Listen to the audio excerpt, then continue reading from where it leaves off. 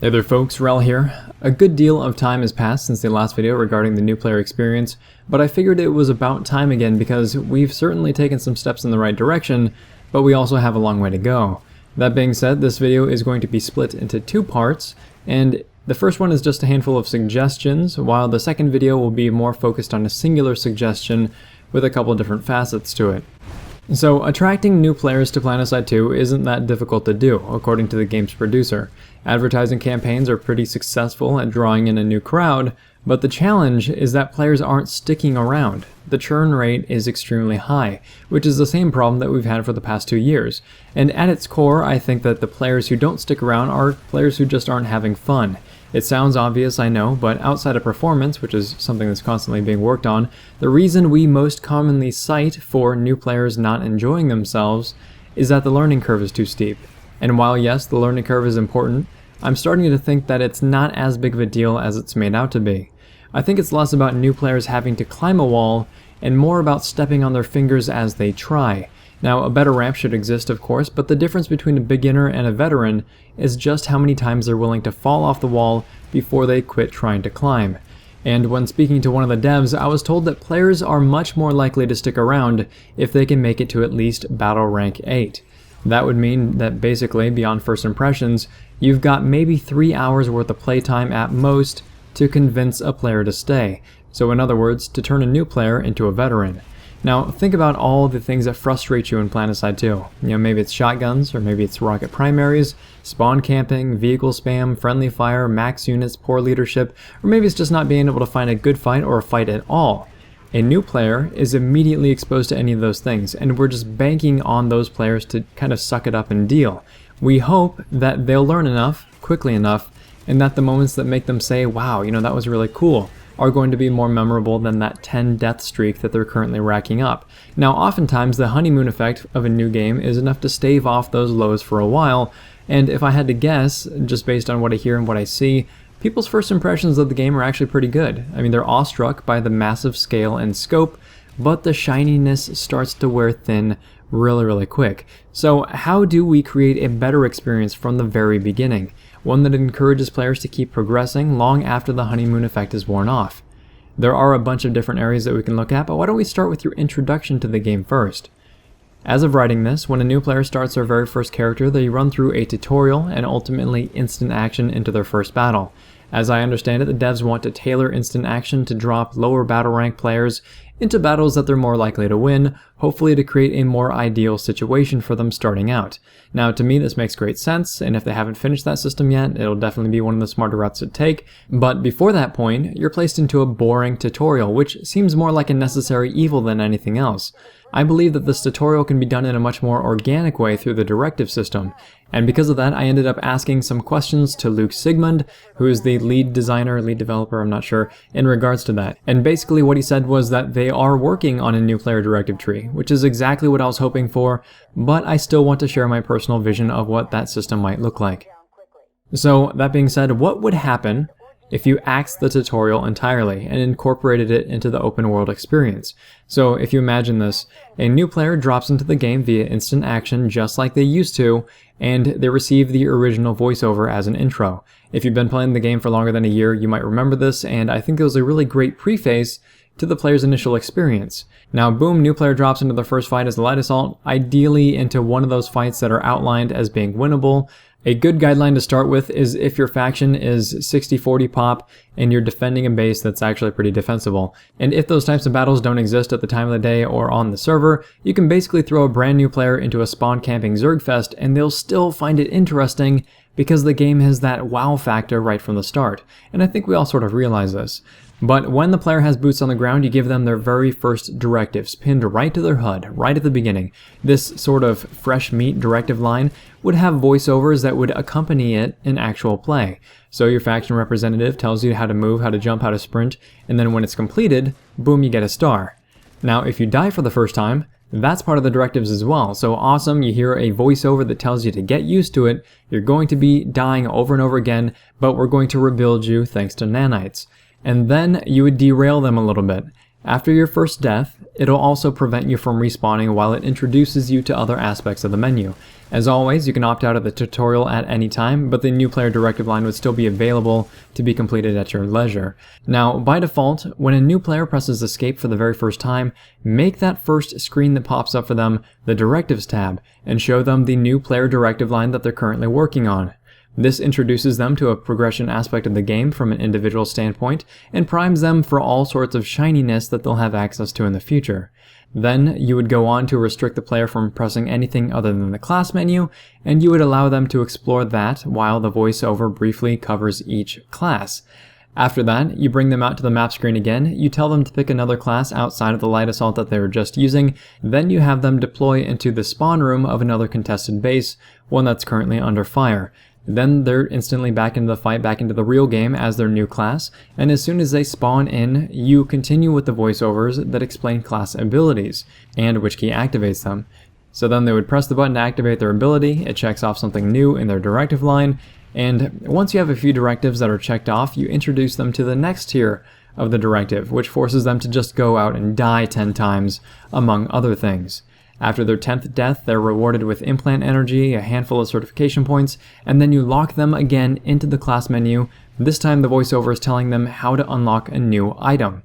Maybe even force them to unlock their medical kit first thing, with the certs that you just rewarded them with.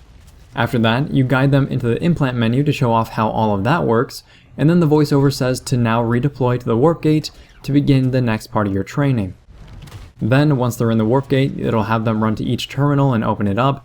It'll talk about each vehicle, and then it'll actually take them to the VR training room. And after a voiceover there and letting them screw around with things, it'll highlight the warp terminal again, and then they will select a continent to travel to. Now, that's lots of work, and I was running through it very, very quickly, I know, but it's also very progressive, and in my opinion, it imparts the desired experience on a new player. Emphasizing how common death is in this game is something I feel that needs to be done more. In fact, why not incorporate a die this many times as a specific infantry class as one of the directive lines? That way, even in death, you're moving toward a goal. Make them a part of the process while explaining each aspect of the game in due time, not all at once like the tutorial tries to do. The last directive tier could go on to overloading a generator, destroying a vehicle, killing something while in a vehicle, and dying 50 times or whatever to complete it. And then at the end of it all, you give them something nice like the title of veteran, you give them a camo, you give them the MKV suppressed, and you give them a parting handful of certification points. That is where I would start with a new player experience. Not in a tutorial, not completely off on their own, but out in the actual world with guidance. But beyond that, there are still some pain points to be addressed in normal play, because after all, the new player needs to have a consistently enjoyable experience, not just a good first play session. So where do I go now is a common question, and I think that the mission system, when it's finished, will actually address that. But it seems like there might be an easier way to kind of nudge the player in the right direction right now. If a lower battle rank player is just wandering around lost for a few minutes, prompt them with a new pop-up that says something like, would you like to travel to a new battle? Or maybe it says something like, the Vanu Sovereignty requests your presence on the battlefield, press I to join the fight, and then you would push players toward instant action again. A pop-up like that could be extremely helpful for lower battle rank players who don't know what to do once the fighting stops, and it's also an important mechanic to burn into the player's head early on, because like it or not, redeploying is part of the game. Another pain point, a really big one in my opinion, is the lack of good leadership available. You know, people will say, join a squad, new players need to join a squad, and I agree with that in many respects, but I also can't tell you how many times I've joined a squad and then left because people weren't actually leading. Or the squad was just a bunch of random players all over the place, or the squad was a bunch of tight-knit players on a TeamSpeak server that isn't being advertised. So even if you're joining them as a public platoon, you're still left out of the loop. And in a lot of ways, joining a squad with no cohesion is worse than playing alone, because you have expectations of what a squad can and should be, and when you're let down, it's actually really, really depressing. Because of that, leadership is something that should be earned, respected, and maintained.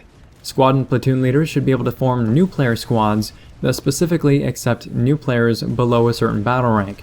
They do this by checking a box when they start up a new squad. Players below a certain battle rank are then encouraged to join these squads by pressing the insert key per usual.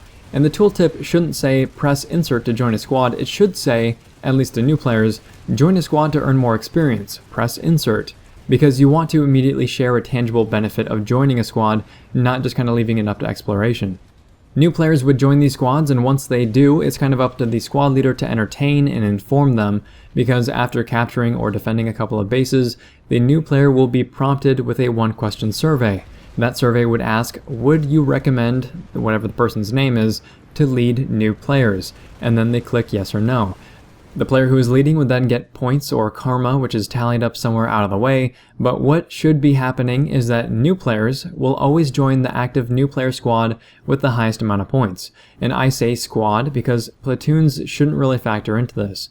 Platoons are something that should be left to grow into, among a bunch of other reasons that I'm not going to get into. Now, rolling a squad would ensure that new players have a good experience and are encouraged to join squads more often, and you encourage squad leaders to be better to new players so that they can get those drill sergeant ribbons or what have you.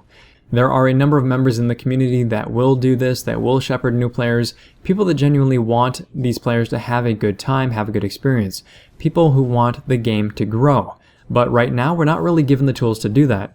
New players aren't joining the right squads, and veteran players can't actually find new players to teach. It's just a sort of spiral of pain all the way down. Funnel more of the new player development into the hands of the community, and I think you'd be surprised how far it can go. Outside of that, there's one smaller pain that I think could be addressed as well, and that's friendly fire.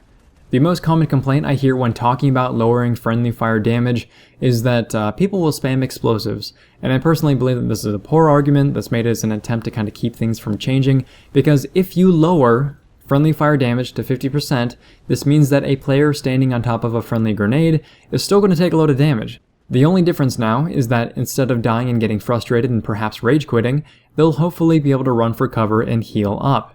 People aren't going to suddenly start spamming more grenades or even run headlong into friendly grenades any more than they usually do, because there still will be consequences, there still will be team kills, but the random deaths from full health should stop. And I think that that would alleviate a lot of frustration not only for newer players, but for veterans as well. Also, if you drop friendly fire damage by 50% across the board, but keep the same grief severity, you'll see a lot less Thunderers getting C4'd by friendlies, you'll see a lot less revenge TKs when people die to what should just be shrugged off as an accident, and both of those puts less poison into the well.